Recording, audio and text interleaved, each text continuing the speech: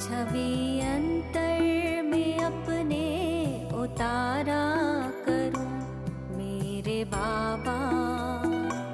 छवि अंतर में अपने उतारा करूं मेरे बाबा। आप है साथ में, आप है पास में, आप है साथ में, आप है पास में, फिर भी प्यार से तुमको पुकारा करूं मेरे बाबा। फिर भी प्यार से तुमको पुकारा करूं मेरे बाबा, मेरे बाबा।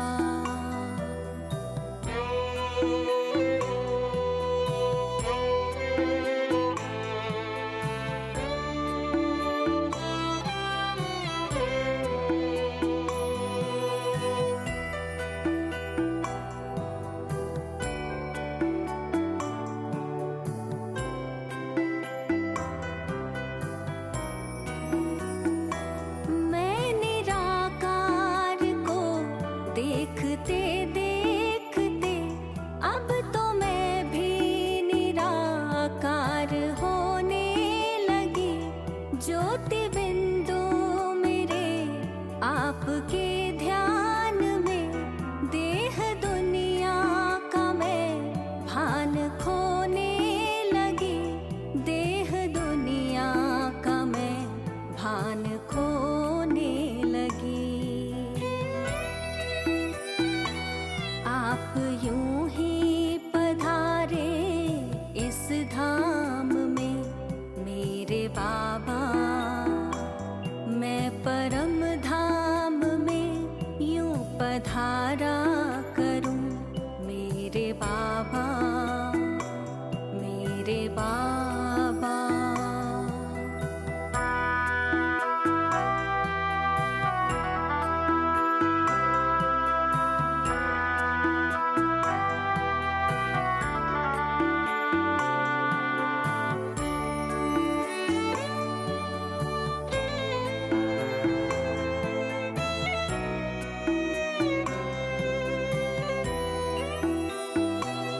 आपसे दिल की ऐसी लगन है लगी, आप में ही है रहता मेरा मन मगन। आप धरती मेरे, आप मेरे गगन। आपसे मिल रहा है मुझे सुख सघन। आपसे मिल रहा है मुझे सुख सघन।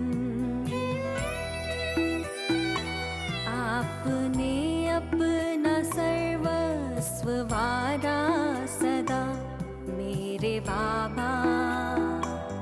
आप पर मैं भी सर्वस्व वारा करूं मेरे बाबा, मेरे बाबा, मेरे बाबा, मेरे बाबा, मेरे बाबा, मेरे बाबा।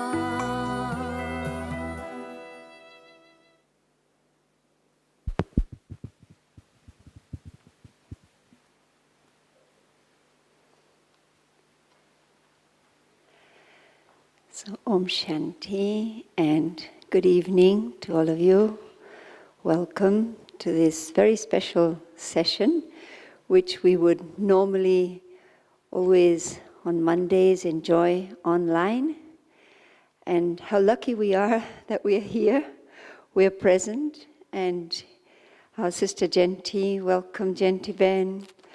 And we would also like to welcome our online family that is listening to you as well, and Aruna Ben. So, very, very welcome.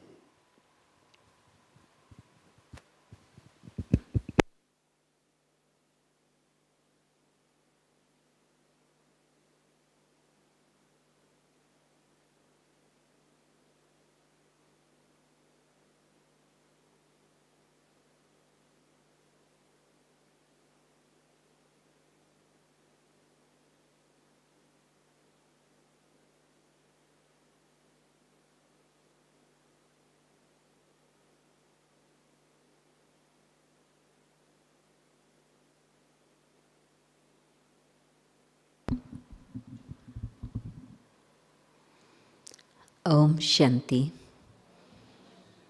Good evening.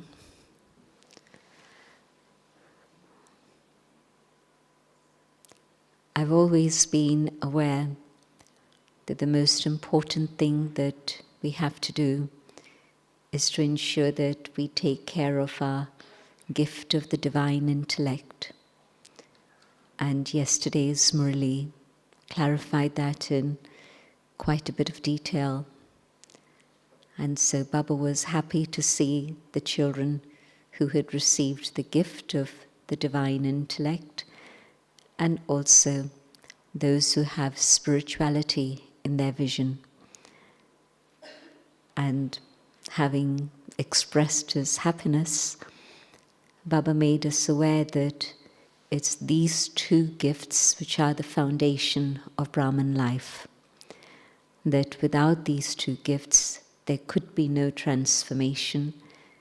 And if you were to look at your past and look at yourself today, you would see how it was this transformation of the intellect that allowed you to become a Brahmin. And Baba explained how when there's spirituality in your vision, then that impacts your attitude. And we also know it's the other way around, that the attitude impacts the vision, both go together. And when my vision and my attitude change, then of course my actions also change. And usually Baba then goes on to explain that then your world, and then there's an impact on the bigger world, that also changes. And so Baba explaining how your future status depends on the extent to which you use these two gifts that you've received from God. And so using these two gifts in our thoughts, in our words, and in our actions, and there you go. If you want to be number 1, number 2, number 10, number 120, it all depends on just this, the way you use your divine intellect. And then Baba also went on to explain how the very first thing that happens is you're using your divine intellect, this special gift from Baba, to be able to see yourself, to know yourself, to be able to know God, and to be able to know your family, other Brahmins, and those in relationship and connection with you. But it was fascinating to see how Baba differentiated all those things.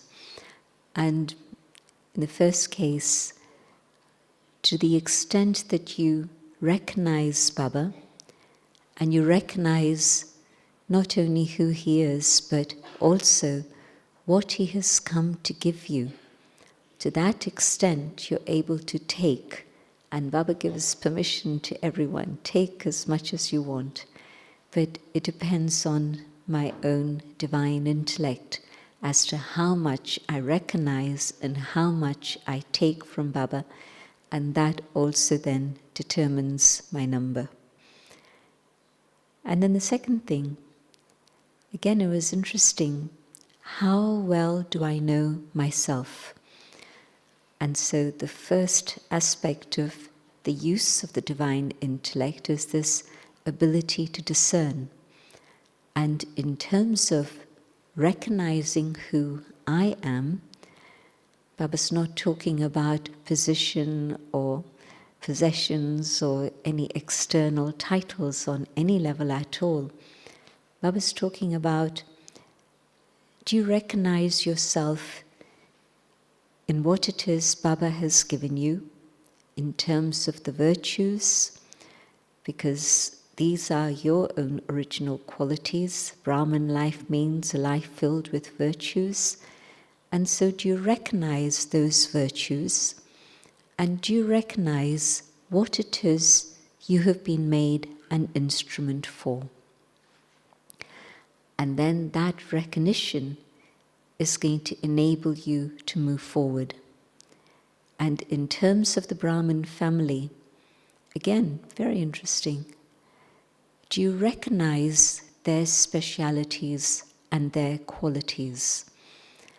And of course, what happens is that when we don't recognize each other's specialities and qualities, then there's bound to be a little bit of irritation, a little bit of hot air, and whatever else. But the first lesson or the first recognition for the intellect is to be able to see what are the specialities of each one of Baba's child. And if I can do that, then I move forward myself, but I enable them to move forward also.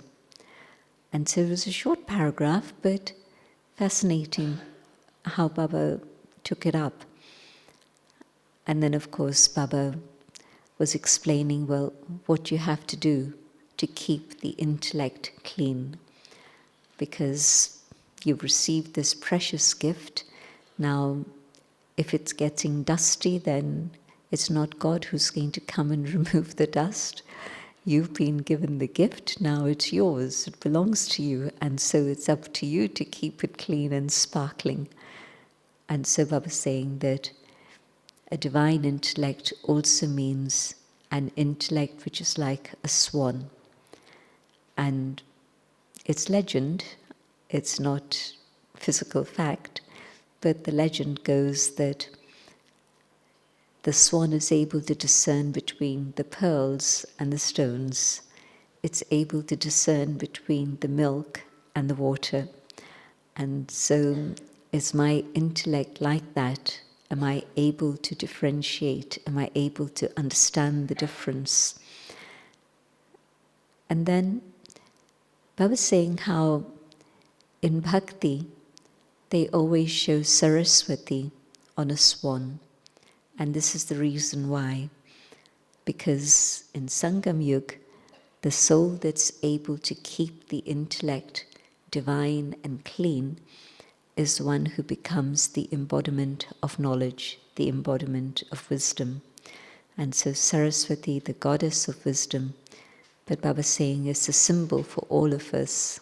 And Baba remembered the brothers and the sisters. And so for the brothers, Baba's saying that you become the Lord of wisdom. And for the sisters, becoming the goddesses of wisdom, of knowledge. And so they always show every deity, every god, goddess on a vehicle. Hanuman flies anyway, but like Ganesh always shown on a little mouse. And so the one who conquered all the senses, but Saraswati on the swan, the symbol of purity and cleanliness and the divine intellect. And so I was saying that the intellect is your vehicle. What you do in Amrit Vela, you're able to travel through all the three worlds, and you do this with the power of the intellect. And so the power of the intellect is incredible. And in science also, Baba's saying that, well, it's their intellect that's made so much that seemed impossible at one time become possible. And of course, think about all the things you've seen within your lifetime in terms of developments in science and technology. And Baba knows it all, of course. And so Baba knows that there has been all of this, and it's become amazing. But yet, of course, their intellect is very much a worldly intellect, because they're exploring matter, prakriti, they're exploring the physical dimension, and yet they've been able to achieve so much. And if you keep your intellect pure and clean and divine, what is it that you're not able to achieve? And so truly, the impossible can be made possible with the power of the clean intellect. And a whole list of things that Baba then went on to mention about the result of having a divine intellect. And so you become the master almighty authority, you become the one who's able to know God, you're able to have the experience of meeting God. You're able to have the experience of all attainments from God. You're able to make impossible into possible. You're even able to become absolutely the one who conquers Maya and who makes Maya experience defeat, just with the power of the divine intellect.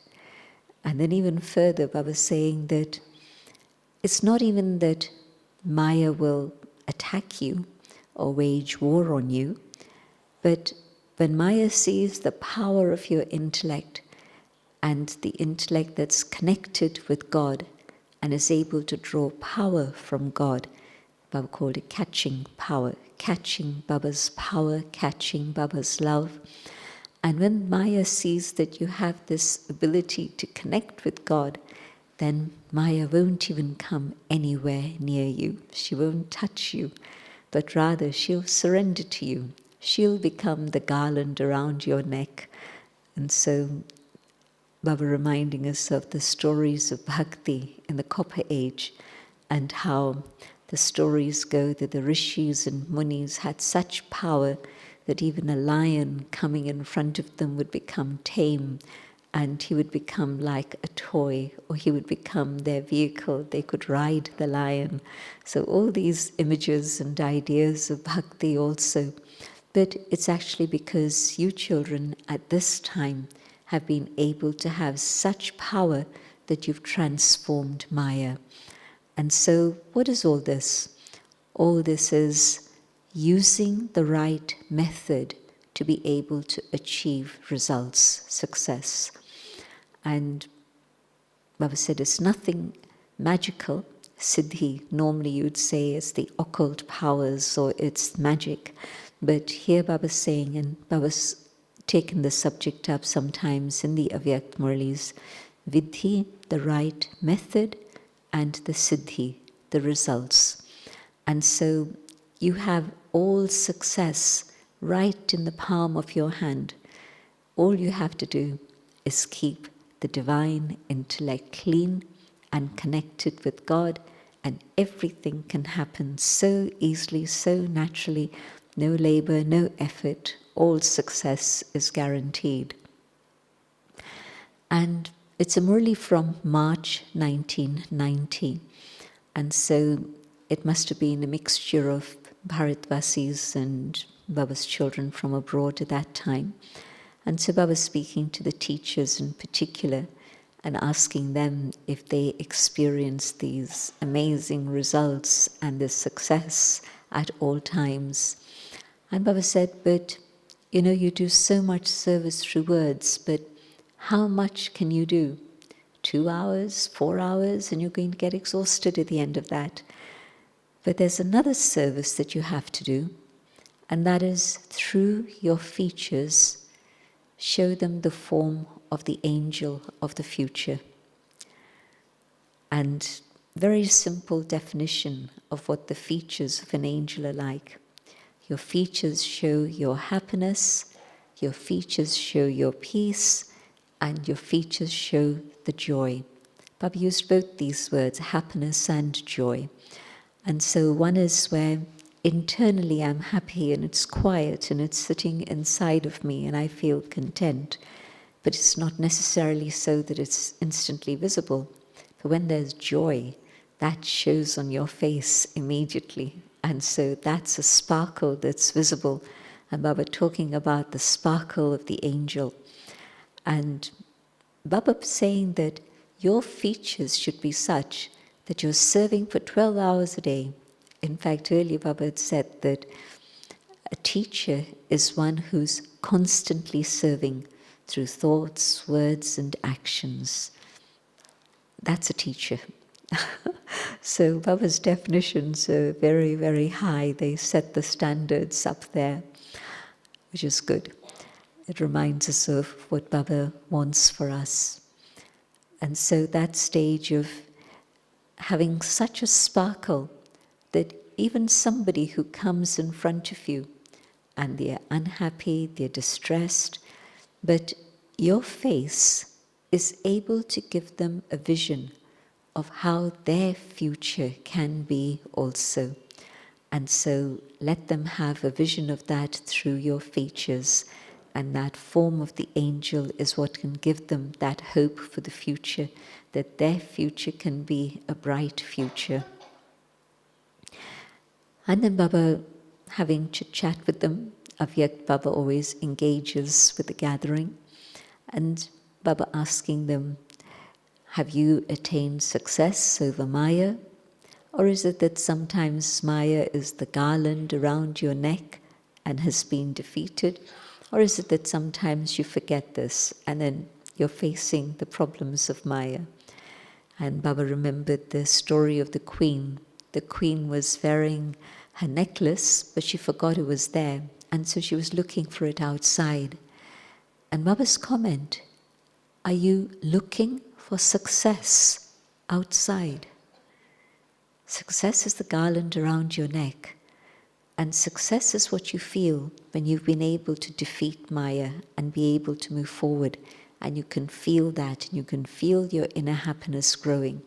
But if you're looking for success outside, that is big Maya.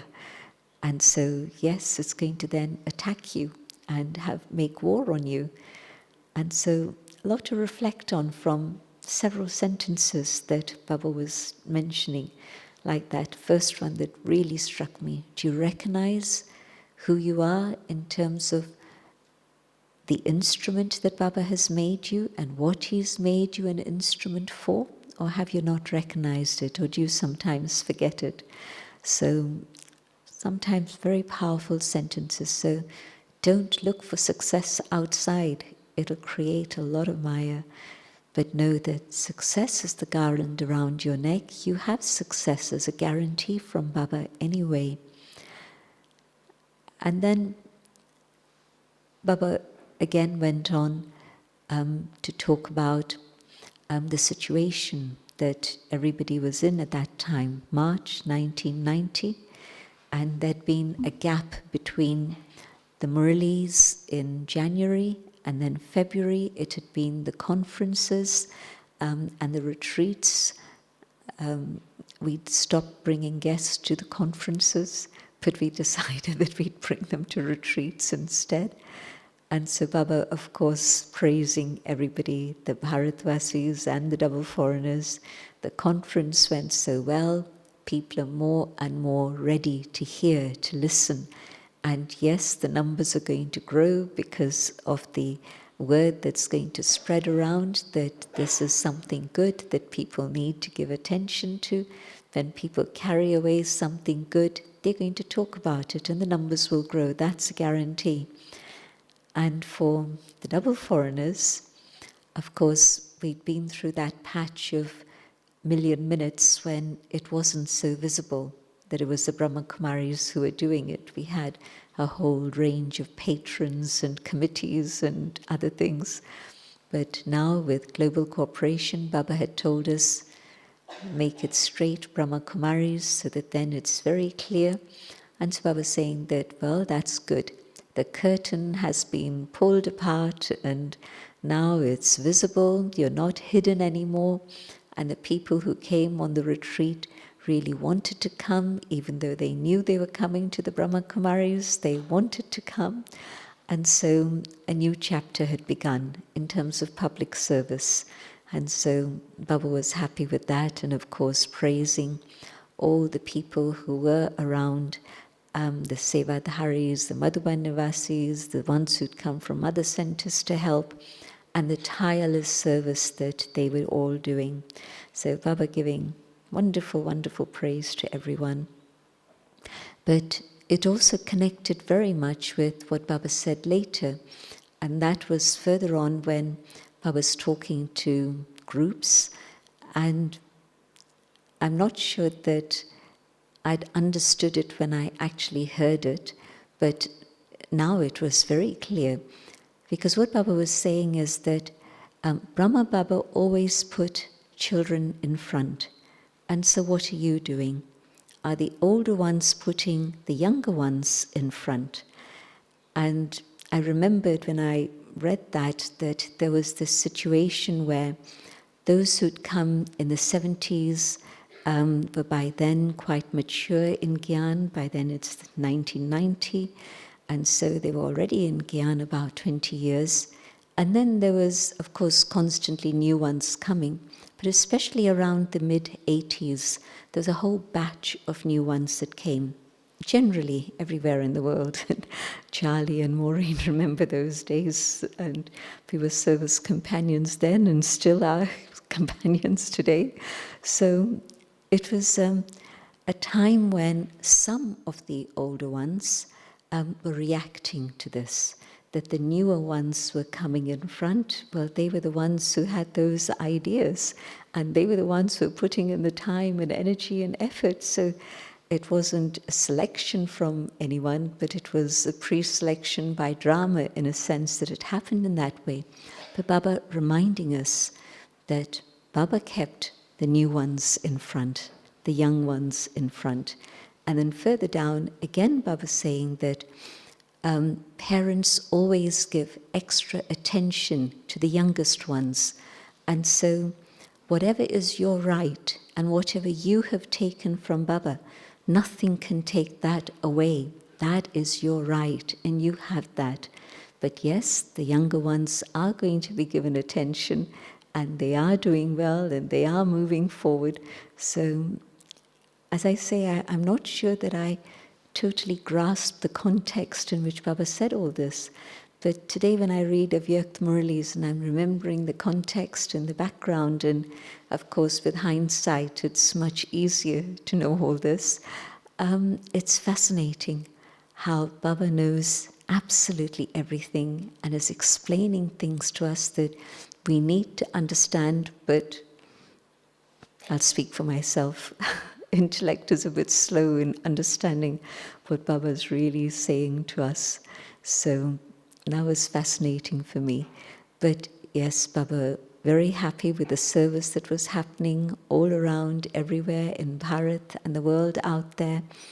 And Baba reminding us that, yes, this is going to happen, expansion will take place, and Baba's message will be spread around everywhere. But on the other side, you have to make sure that your stage is such that there's absolutely no upheaval, no matter what may happen. And again, a sentence that really explained it very powerfully to me. Of course, when there's questions, then there's upheaval. When there's the why, who, what, if, but, well, that's the churning that I'm going through, so what's the upheaval? That's what's happening in my mind. No matter what's happening out there, it's happening inside. But I have to learn to put a full stop. But Baba's comment, only when you have a stock of all the powers within are you going to be able to put a full stop. Otherwise, you're not going to be able to put a full stop. And so put that full stop. And as we know, after Shivratri comes Holi, and so the celebration for Holi, and Baba saying, well, you're colored with God's love and God's Gyan, so you don't need to play around with the other colors. And so again, a very gentle reminder of keeping to the spiritual systems rather than getting into the external systems of throwing colored water. And also just the colors, the powders. So Baba saying, you're colored already, and anyway, they don't play with these things out there.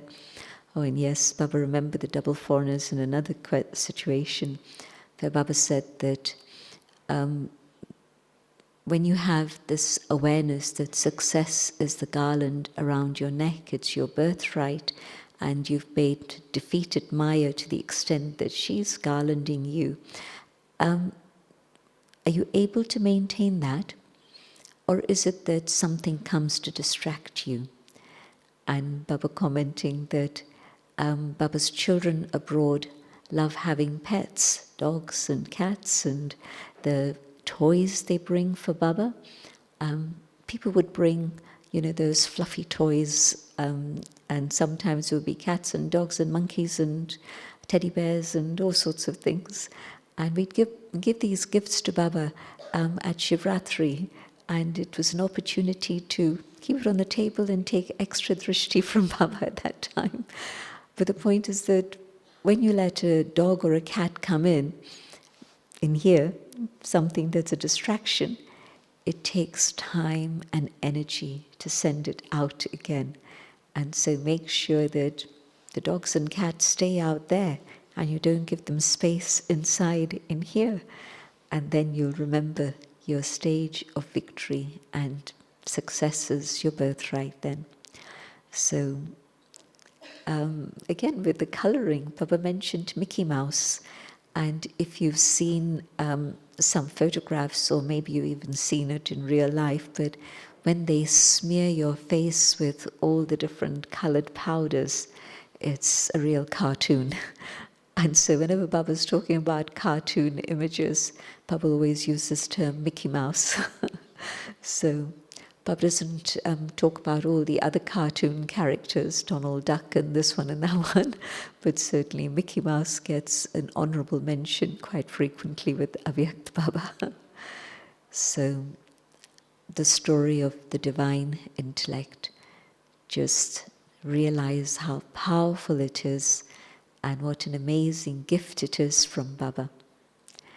And usually when we have Murli revision on a Monday online, then we have Q&A after that.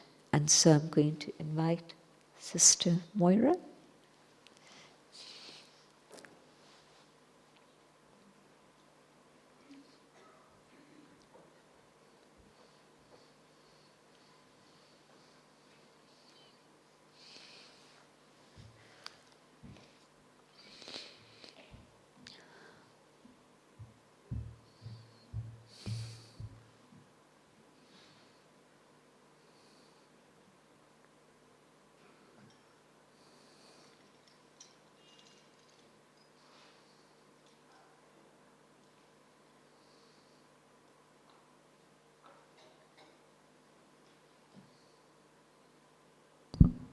Thank you. Om Shanti. And first of all, Jayanti, I just wonder how you can remember the Murli word by word, point by point. I always, every Monday when we listen to you, we just think, how does she do it? I remember Daddy Ji once said, I read the Murli because I have to read the Murli, but I could speak the Murli, and I would say the same for you. Do you agree? It's just amazing. It really is. So here's my first question to you is, now that we are here in Madhuban and we have a beautiful program, we're so happy to be together, but different from the past, we have free mornings. So, what do free mornings mean at this time? Is it time for shopping, entertainment, resting? What is it? And so, how does laziness and carelessness creep in the intellect, and how does it impact our stage? Are we making the right choice? Are we using time in the right way? So how do we journey back to our self-respect when we have become rather lazy or careless? I think being in Madhuban is a fantastic injection to renew that enthusiasm for effort, personal effort. And actually there was another sentence that Baba mentioned. Baba mentioned that effort is just natural attention. And so again, it was a very powerful and very lovely definition. Effort is natural attention. And so I remember when we first come to Baba, when I first came to Baba, soul consciousness was something I was just constantly aware of and reminding myself of that. And then your intellect gets engaged with people and sanskars and service and cats and dogs, and so you don't have that same focus and attention. But I think partly because of the conditions of the world out there, I think we're all more alert and aware. And being in Madhuban and being with a small gathering in Madhuban really feels very intimate and powerful. And so nobody has raised their hands to tell me anything, but my hope is that you were able to use your free morning, A, for some extra yoga, and B, for some reflection time, and C, study. And you juggled around with these three things, hopefully. And the more I study the Murli with that attention and focus, the more powerful is the impact on the soul. Online, you were hearing Murlis when you couldn't go to the centers, and maybe you sat down in the most comfortable chair that you had and had a cup of tea and you enjoyed listening to the Murli. And then when lockdown finished, what happened? Did you think at that time, I need to go back to the center, there's something missing here? Or did you think, well, this is much easier, much more comfortable, I'm going to carry on like this? And we found in London at least 80% of the people wanted to come back.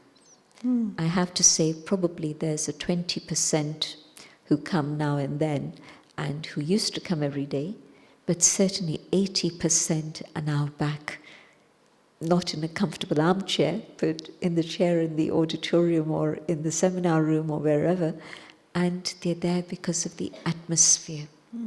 And so again here, being in Madhuban, I think the atmosphere that has been created through years and years and years is such that I think it's a trigger for really just checking and changing and making that inner effort become very natural. And so yes, it's very easy to get careless and lazy, especially on the inner level. Carelessness externally, where because I'm not having to travel to go to the center, I have an extra half hour to snooze. Well, that can also happen, of course. But the big danger is where the intellect thinks, well, I've understood Gyan, I've been hearing Murlis for a long time, and there isn't that appreciation of the daily cleanup that the Murli provides. And so through the day before, whether I'm on godly service or whether I'm in my Lokik home or at work, wherever it is I am, we get involved in all the mundane day-to-day things. And then that's bringing the intellect from up there to here. And if it's here, it's very easy to slip down. And so Baba's Murli is again the reminder to come up again. And so especially listening to the Murli with attention in Madhuban is magical because it touches your heart. You have that space to give it that full attention and focus, and so really absorb the Murli deeply, and that will definitely shake you out of that comfort zone in which maybe the soul had fallen. Yeah, so interesting. Thank you, Jayanti. Baba is the intellect of the wise, and Daddy was a self-sovereign. What special efforts did you see Daddy doing to make her intellect so powerful, and how did she care for her gift? The first lesson that Baba gave her was, you have to read the Murli at least 12 times, and that was in response to her question. Wow. Why did I come late? How can I now make up for lost time? And that was just 18 months. And we came, how much later? Decades and decades and decades. But Daddy then took that instruction to heart, and she didn't just read it 10 times, but she read it 21 times. For 6 months, she didn't sleep in her bed. She put her arms down on the desk and put her head on her arms and just rested for 20 minutes anytime she really felt she needed to. Wow. And so that was a period of 6 months, and so that made her intellect powerful right to begin with.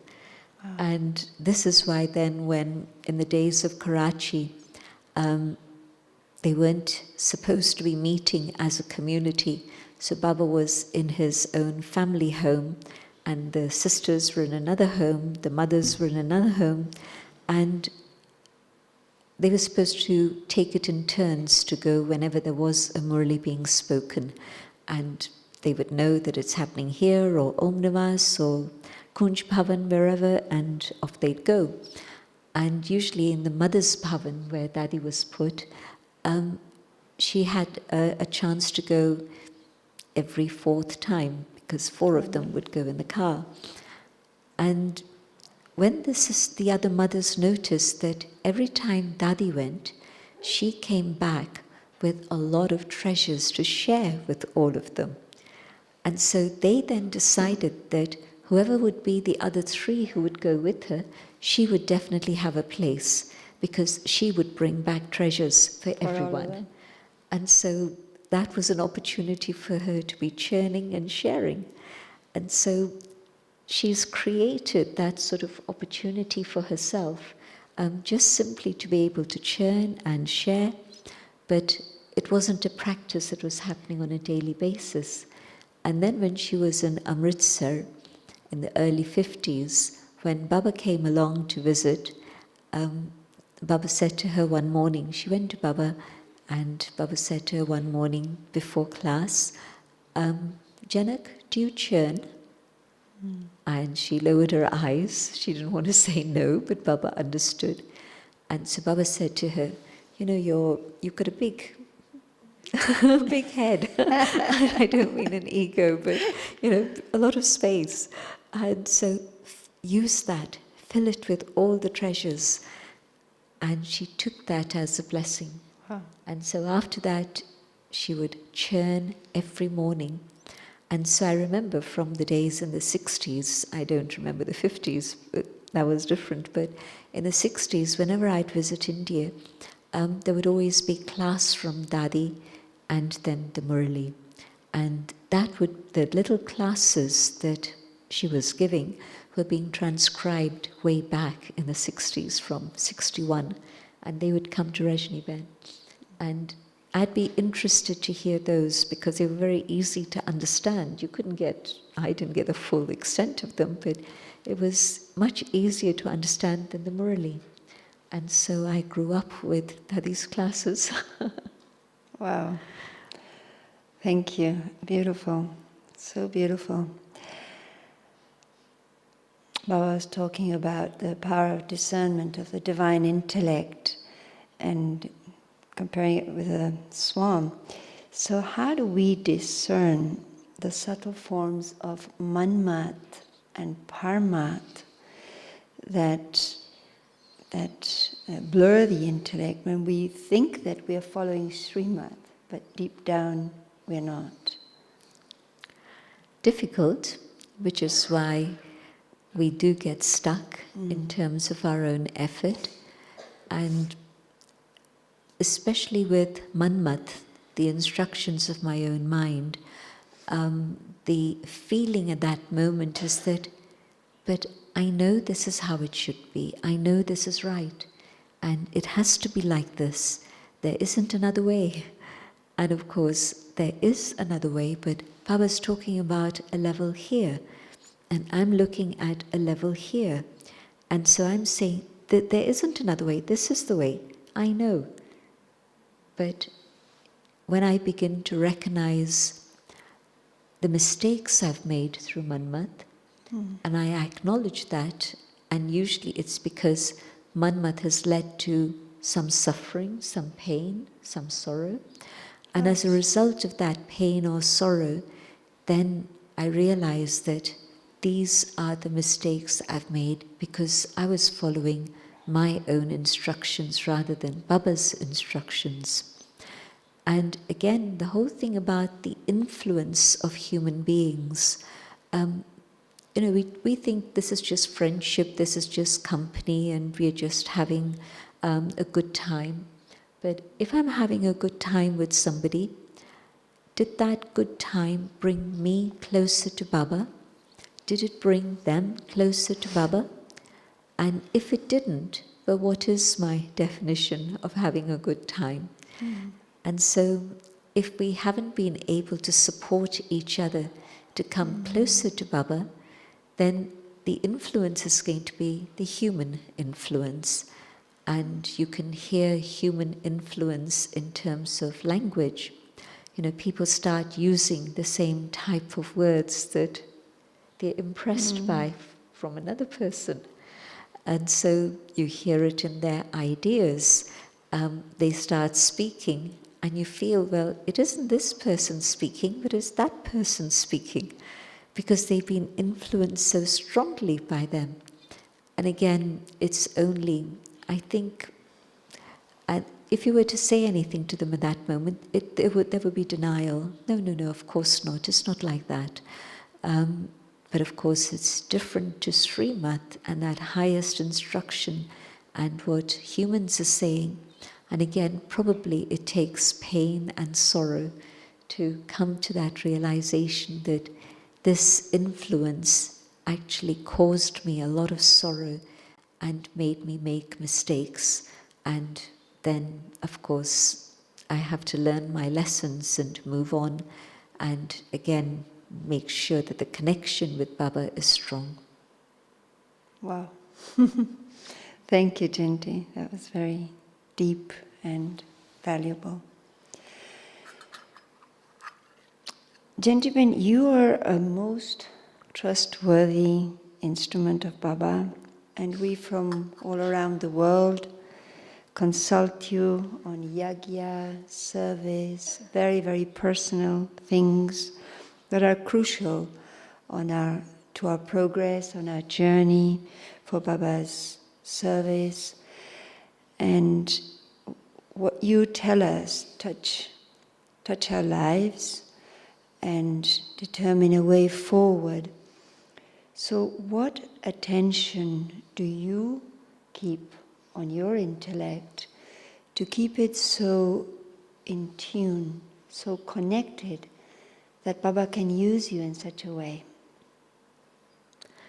At one point, Baba had said to me that you're not only following in Baba's footsteps, you're following in Janak's footsteps.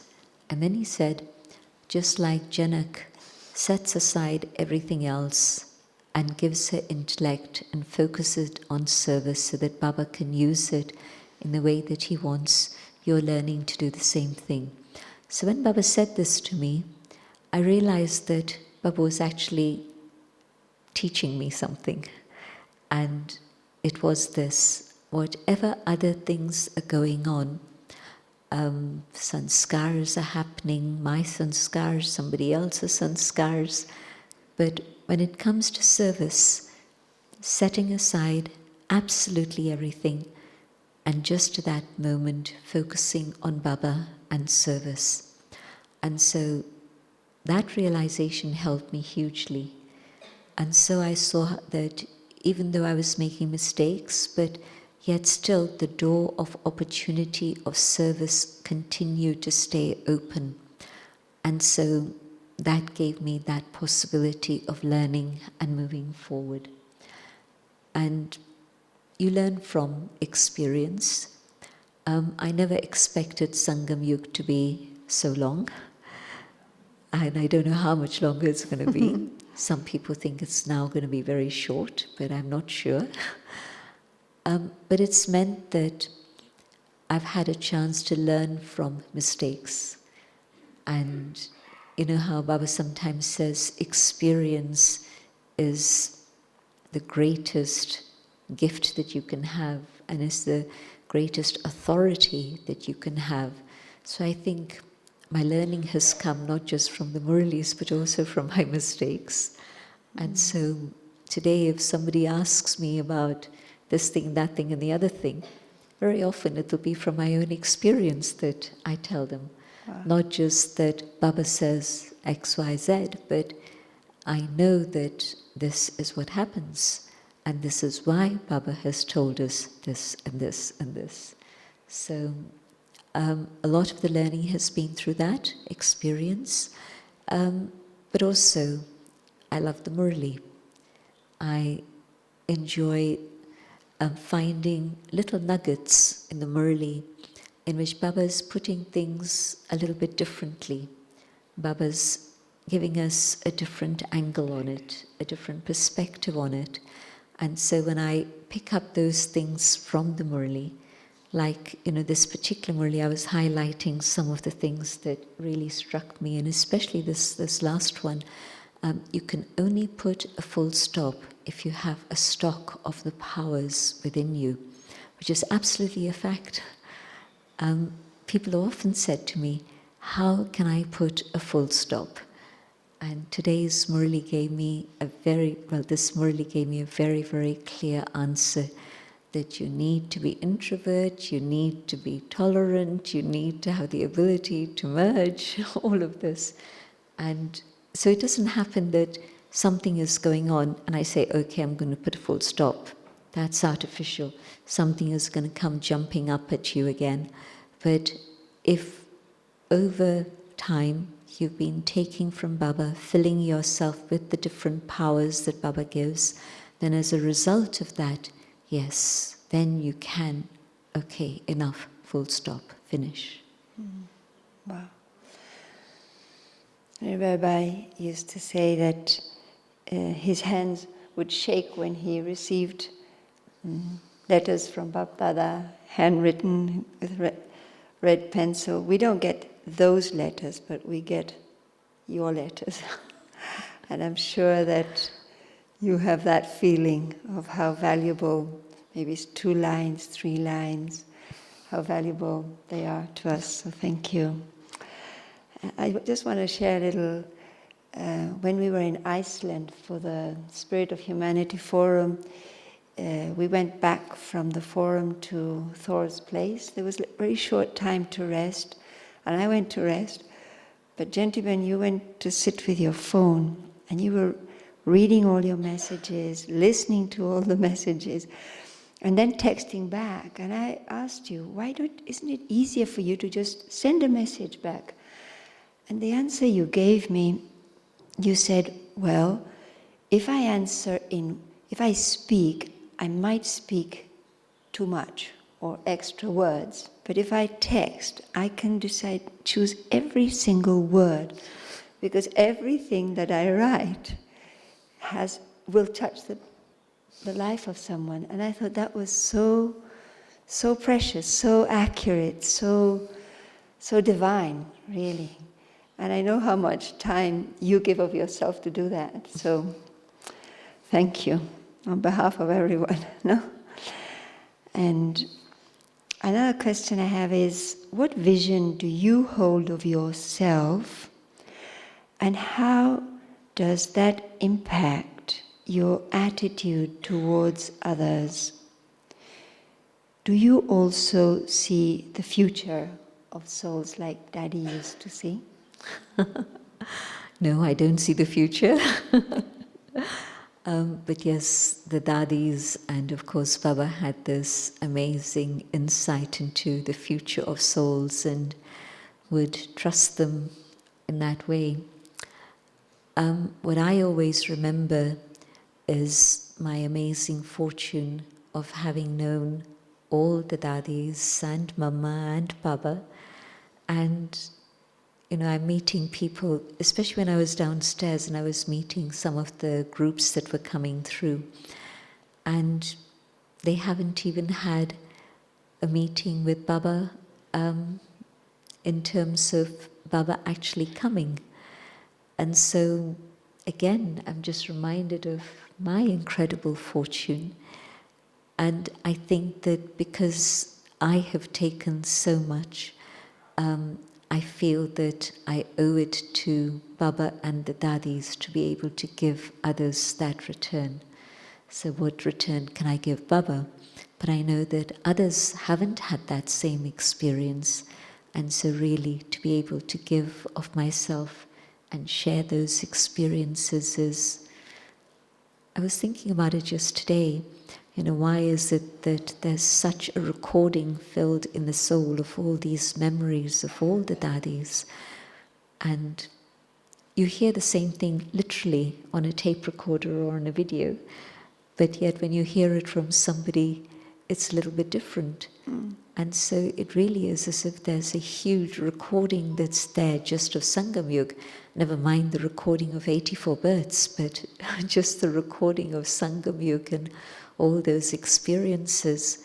And so when you say vision, then that's something else maybe, but the way I see myself is that I've had this amazing fortune and it has to be shared. Thank you. Jayanti, what are the main qualities Baba sees in your intellect that he uses the most, that has brought you all the way here, and also in the yagya today? Do you see yourself the way he sees you? Any time when there were challenges and I hadn't yet learned to rise above the challenges, then what would keep me going is that, well, if Baba's put me in this position, it's because he knows I can deal with it. And so can I move my consciousness to that stage up above that Baba sees me and I have to now see myself with that. So it's been the reminder to the self of how Baba sees me that's helped me hugely, hugely through all these years and years. And so I think what Baba sees in me is faith, that whatever else has happened, my faith hasn't shaken. Wow. And I think that most of you would also probably say the same. I think you would. I know many of you personally. And your faith is what has carried you through everything. But I think it's that power of faith, and there's that statement from the Gita that Baba sometimes picks up on, that faith in the intellect leads to victory. And so even if there are mistakes, even if there are opportunities that came that weren't fully appreciated, but so long as there's been faith, the victory is fixed. Wow. So I think that Baba sees that faith. And surely courage. I have a last question, and this is about putting others in front. When we see the current times of the yagya and the emergence of a young generation that is willing and prepared to take responsibility, and putting others in front could, for some, mean some form of insecurity, that they might not be, they might be left aside or may not be used further, and especially with a technology and a gap that could be created there. So what should be kept in mind? What awareness should we have not to feel threatened, to allow souls to blossom, to grow, and to allow I would say, the line of succession to happen? As much as the daddies had so much faith and invested so much in all of you and prepared you, and you did likewise with all of us. And I was one of the 80s where not so many new ones appeared, but now there's such a beautiful bouquet of young instruments that need that space and encouragement. So if someone feels unsafe, allowing or putting others in front, what would you advise that they could cultivate to feel? It's actually from this very Murli. Yes, this is because Baba actually said that to the group at that time, which is relevant today and your question now. Just remember what you have taken from Baba already. And nobody can take that away from you. And so no matter how many brilliant young ones come, the opportunities that the older ones have had with the daddies, it's not possible to wind the clock back. Some say to me that, I lived in London and I was so close and I've only now come to Baba. I didn't realize that Daddy was here all these years. I wish. But drama, what can you do? There's nothing you can do to help them in that sense. Yes, you can share your experiences, you can encourage them, you can point them to the right Murlis and all of that, but nobody can take away what you have had from Baba. And so that's a very, very secure feeling that one can have, that those treasures are my treasures, but yes, if I share those treasures, I'm going to benefit. My treasure store will grow. But also, Baba's statement in this Murli, when you're helping someone else move forward, you're actually moving forward yourself. It might not look like it, but that's the reality. You are greater, and Baba's put you there to be greater, but give others that opportunity and those blessings will come to you. Beautiful. Okay, our time's over. So gentlemen, thank you very, very much. And thank you all. So I think that we continue with yoga until 7:30. Thank you for the questions. Thank you.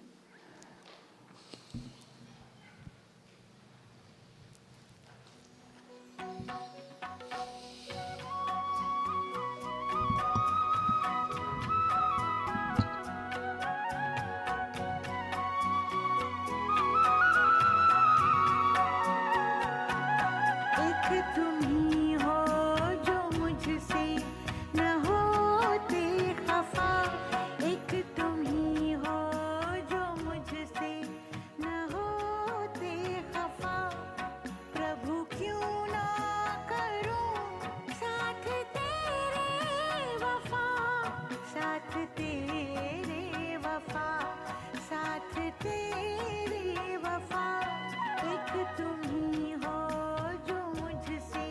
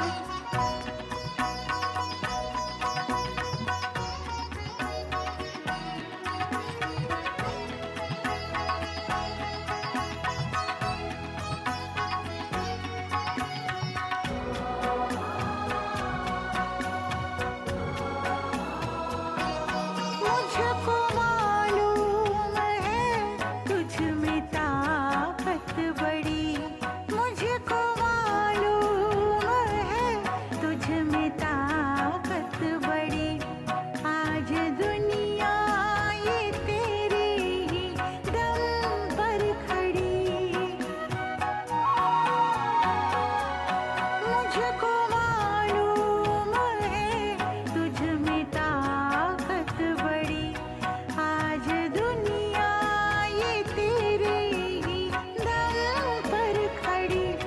हौसला तुमने मुझ में गजब भर दिया, हौसला तुमने मुझ में गजब भर दिया। मेरे पैरों पे मुझको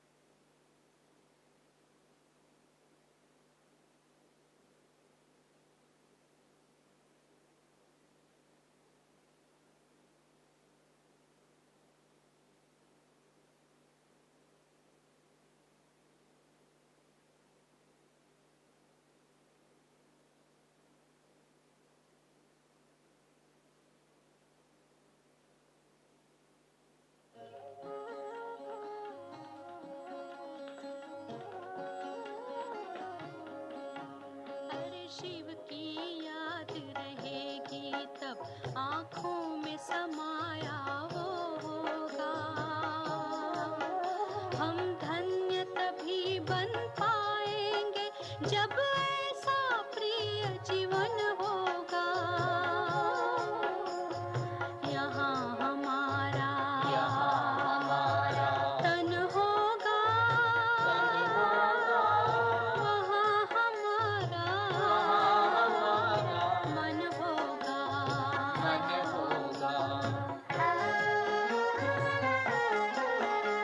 जहाँ होता है मानव का धन, वही होता है उसका मन। इसलिए परमात्मा ने बताया, मुझसे लगा लो अपना मन। हमसा नहीं कोई जमाने में, रचना रचता का ज्ञान जिसे, पर ऐसा भी बनना होगा नहीं कभी अभिमान जिसे। यहाँ हमारा तन होगा, वहाँ हमारा मन होगा।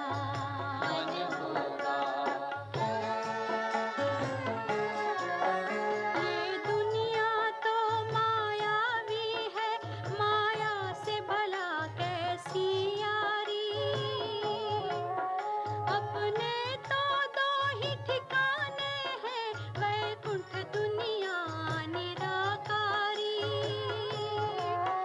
धुंधला सा अंधियारा है, दीपक से उजियारा होगा। ये आँख भी तन का दीपक है, ये ज्ञान जीवन दीपक होगा। यहाँ हमारा तन होगा, वहाँ हमारा मन होगा। अरे शिव की याद रहेगी तब आँखों में समाया वो होगा। हम धन्य तभी बन पाएंगे जब ऐसा प्रिय जीवन होगा।